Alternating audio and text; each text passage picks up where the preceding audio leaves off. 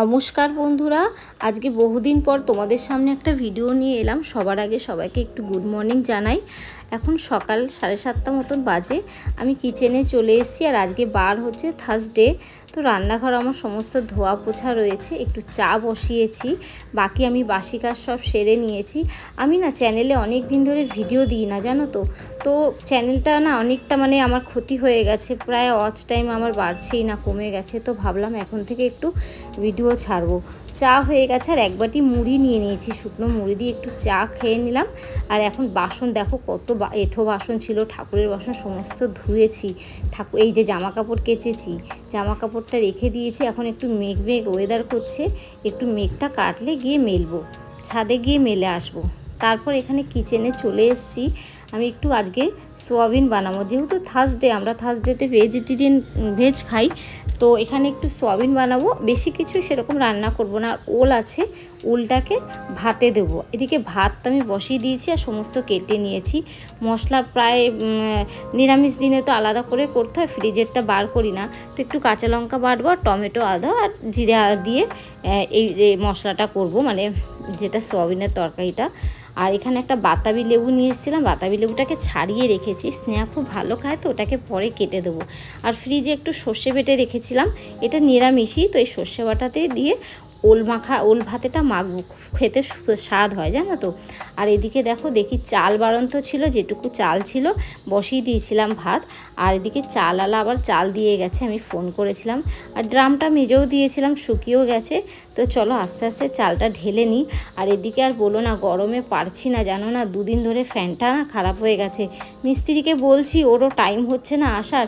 আজকে দেখি বলেছে আসবো বৌদি, করে দেবো।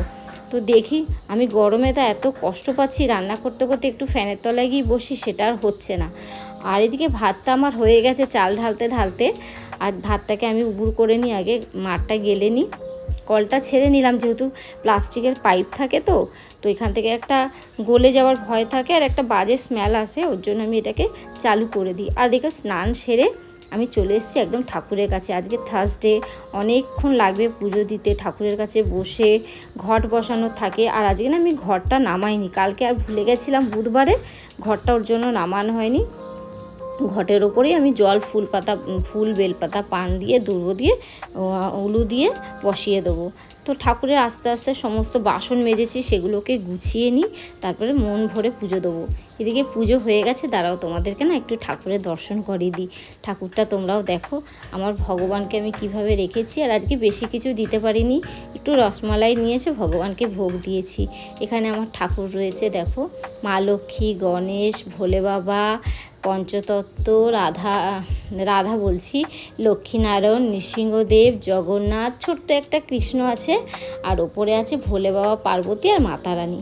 পাশে আমার সরস্বতী মাতাও আছে মাটির, এটা আমি বছরে একবার সরস্বতী পুজোর দিন করি, ওনাকে রেখে দিই। তো এই হচ্ছে আমার ভগবান। আর এদিকে দেখো পুজো সম্পূর্ণ হয়ে গেছে। চলে এবারে রান্নাঘরে যাওয়া যাক। প্রসাদ এখন আমি নামাইনি, ঠাকুর একটু খাক, তারপরে প্রসাদ নামাবো। আর এদিকে ভাত তো হয়েই গেছিলো, ওল ভাতেও হয়ে গেছে, সয়াবিনও সেদ্ধ করে রেখে দিয়েছি। তো এবার মশলাটা করে সয়াবিনটা বসিয়ে দেবো। তো সয়াবিনটা আমার তাড়াতাড়ি হয়ে যাবে, কেননা এখন অলরেডি অনেকটা দেরি হয়ে গেছে। তো আমি কুকারেই বসাবো সয়াবিনটা ভাবছি।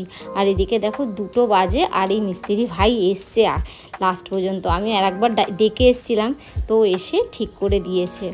পাখাটা চলছে, কি যেন শান্তি পাচ্ছি আমি।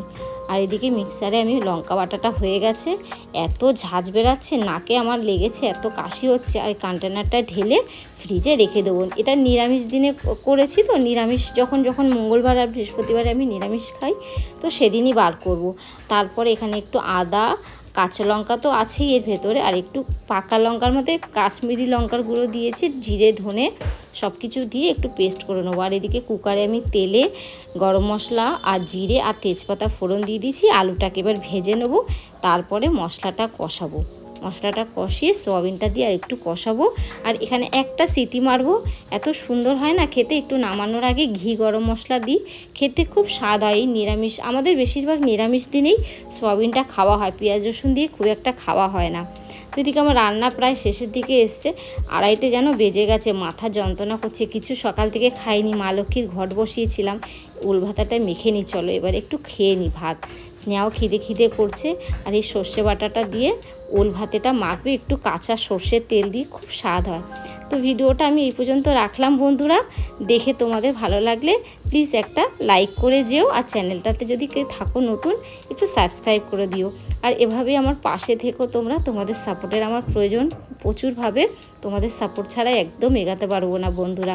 বহুদিন পরে ভিডিও নিয়ে এসেছি, অনেকটা আবার আশা নিয়ে এসেছি, তোমরা প্লিজ আমাকে সাপোর্ট করো।